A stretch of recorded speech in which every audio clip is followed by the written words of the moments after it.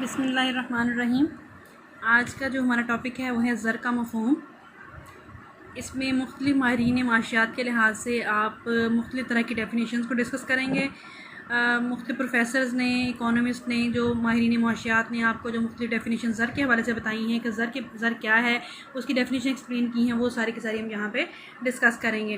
اب آپ کو جیسے کہ پتہ ہے کہ زر کیا ہوتا ہے۔ زر کا مطلب ہوتا ہے ایسی چیز جس کو گردش حاصل ہو، ٹھیک ہے، آپ کے معاشرے میں وہ گردش کر رہا ہو، وہ زر کہلاتا ہے۔ اس کو آپ عام طور پر قبول کریں چیزوں کے لین دین کے لیے، عام طور پر اشیاء کو لینے کے لیے اور دینے کے لیے۔ جو بھی ایک چیز کوئی بھی گورنمنٹ آپ کو آتھورائز کر دے گی، قانونی طور پر یہ کہہ دیا جائے گا کہ یار یہ زر ہے، تو آپ اس کو قبول کرنے کے پابند ہوں گے، اس کو کہلائے گا آپ کا زر، ٹھیک ہے۔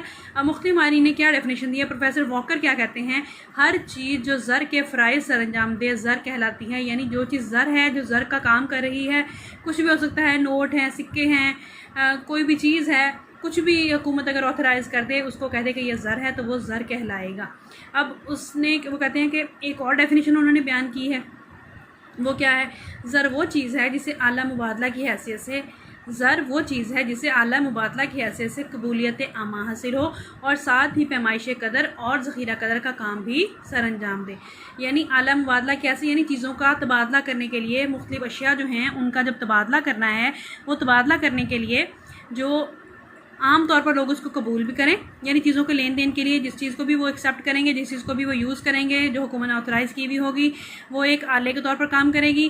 اور ساتھ ہی ساتھ پیمائش قدر، یعنی چیزوں کی ویلیو کو جب آپ نے اس کی پیمائش کرنی ہے، ان کی قدر کو ماپنا ہے آپ نے کہ کس چیز کی کتنی ویلیو ہے، اور نہ صرف ویلیو کو بلکہ آپ نے یہ بھی دیکھنا ہے کہ چیزوں کی جو قدر ہے اس کو ذخیرہ بھی کیا جا سکتا ہے۔ وہ زر جو ہے یہ دو کام کرتا ہے، پیمائش قدر اور ذخیرہ قدر، جیسا کہ آپ لوگ اس کو ڈسکس بھی کریں گے مزید آگے چل کے کہ اس کے زر کے جو ہے فرائض، اس میں کیا کیا چیزیں آتی ہیں، یہ دونوں چیزیں وہاں ڈسکس کریں گے ڈیٹیل میں۔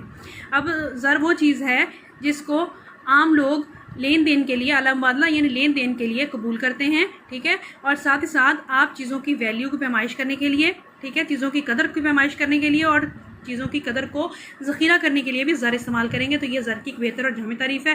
یہ زر کی دو ڈیفینیشنز ہو گئیں۔ اس کے بعد پروفیسر کراؤتھر کیا کہتے ہیں کہ سونے چاندی سے لے کر کاغذ کے حقیر پرزوں تک، بینکوں کی کتابوں میں کلرکوں کے قلم سے گھسیٹے ہوئے نقوش تک زر کے زمرے میں آتے ہیں۔ یہ تمام چیزیں، یہ ڈیفینیشن ہے تو ٹھیک صحیح ہے۔ ان میں سے آپ کو 5-6 ڈیفینیشن یہاں پہ مل جائیں گی، جو آپ کو مناسب لگیں، اس میں سے 2 یا 3 ڈیفینیشن، یا کہہ لیجئے کہ یہ تمام ڈیفینیشن آپ لوگ یاد کریں گے۔ اس کے بعد آپ لوگ آ جائیں، اب پروفیسر ایل اے کیا کہتے ہیں۔ پروفیسر ایل اے یہ کہتے ہیں، ہر وہ شے جو بغیر کسی رکاوٹ کے اعلیٰ مبادلہ کے طور پر لوگوں میں گردش کرے اور قرضوں کی ادائیگی کا معیار ہو۔ یعنی ہر وہ چیز جو بغیر کسی رکاوٹ کے، یعنی کسی بھی رکاوٹ کے بغیر اعلیٰ مبادلہ کے طور پر لوگوں کے گردش کرے، یعنی لوگوں میں وہ گردش کرے، لوگوں میں گردش کرے اور قرضوں کی ادائیگی کا معیار ہو، یعنی لوگ اس قرضہ ادا کرنے کے لیے بھی زر کو استعمال کریں، تو وہ زر کہلاتی ہے۔ اس کے بعد پروفیسر فشر کیا کہتے ہیں، زر سے مراد اشیاء و خدمات کے عوض ادائیگی کرنے اور قرضوں کی واپسی کے لیے کوئی عمومی طور پر قابل قبول ذریعہ ہوتا ہے۔ ٹھیک ہو گیا۔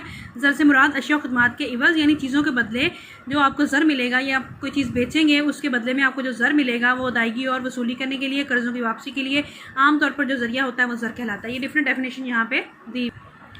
اس کے بعد پروفیسر مائرز ڈیفینیشن دیتے ہیں، زر وہ چیز ہے جو قرضوں کے لین دین میں وسیع طور پر قبول کی جاتی ہے۔ یعنی زر وہ چیز ہے جو قرضوں کے لین دین میں، یعنی قرضہ لینے کے لیے اور دینے کے لیے جو زر استعمال ہوگا وہ زر کہلائے گا۔ اب اس میں کون کون سی 2 صفات ہیں، یہ تمام ڈیفینیشن ہمیں کیا کلیئر کرتی ہیں کہ زر وہ چیز ہے جو اعلیٰ مبادلہ کے طور پر لوگوں میں گردش کرے اور لوگ اسے بلا روک ٹوک قبول کریں۔ پہلی بات تو یہ کلیئر ہو گئی۔ دوسری کیا ہوئی کہ جسے ذخیرہ کیا جا سکے اور ساتھ ہی ساتھ پیمائش قدر کا کام کرے، یعنی جسے ہم ذخیرہ بھی کر سکیں اور ساتھ ساتھ پیمائش قدر کا کام کریں۔ یہ 2 چیزیں یہاں سے ہمیں کلیئر ہوئی ہیں۔ پہلی کیا ہوئی ہے کہ بطور اعلیٰ مبادلہ لوگوں میں گردش کرے اور لوگ اسے قبول بھی کریں، ٹھیک ہے۔ اور دوسری کیا ہے کہ جسے ذخیرہ بھی کیا جا سکے اور ساتھ میں معاشی قدر کا کام کرے۔ اب یہ 2 پوائنٹ جو ہیں، ان دونوں کو یہاں پہ ڈیٹیل میں ڈسکس کیا ہوا ہے کہ اشیاء و خدمات لینے کے لیے، دینے کے لیے لوگ بلا جھجک اس کو استعمال کریں اور زر کو اور قبول کرنے کے پابند ہوں۔ دوسرا یہ ہے کہ زر کو ذخیرہ بھی کیا جا سکتا ہے، یعنی ہم چیزیں جو ہیں ویسے آپ کو پتہ گل سڑ جاتی ہیں، خراب ہو جاتی ہیں، لیکن زر کو ہم چیزوں کو بیچ کر زر لے لیتے ہیں، پیسے لے لیتے ہیں اور پیسوں کو محفوظ کر سکتے ہیں۔ تو اس کا مطلب یہ ہے۔ کلیئر ہو گیا یہاں تک؟